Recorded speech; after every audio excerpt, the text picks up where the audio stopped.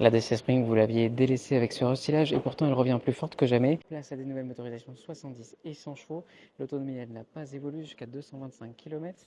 Alors, un petit carénage a été ajouté en dessous, un petit spoiler a été ajouté également ici. On retrouve toujours notre Media Display avec le même écran que le Dacia Duster désormais. La gamme tarifaire ne bouge pas à partir de 16 900 €. Désormais, en option, on peut avoir une recharge, donc évidemment toujours en 11 en DC, en AC, et puis en 40 en DC, ça c'est nouveau, ça a monté jusqu'à 30, désormais ça sera 40.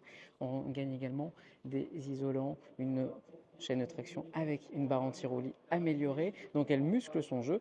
Elle conserve son grand volume de coffre, 300 litres de chargement, digne du segment supérieur. Donc en fait c'est la petite Lilliputienne à tarif étudié de chez Dacia qui en offre pour tous les portefeuilles, qui en offre plus pour son argent. Et puis surtout aujourd'hui, vous voyez, de 16 900 € à 19 900 €, on a ces trois finitions qui vont proposer la climatisation, les radars à la caméra, radar avant également en option, et puis donc ce pack avec la charge d'essai optionnelle.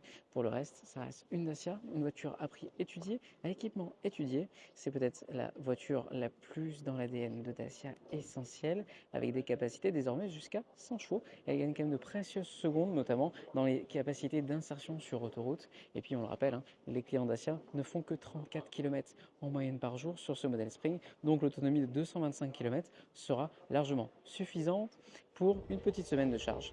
Dites-moi ce que vous pensez en commentaire de cette quatrième itération de Dacia Spring, toujours sur la même génération.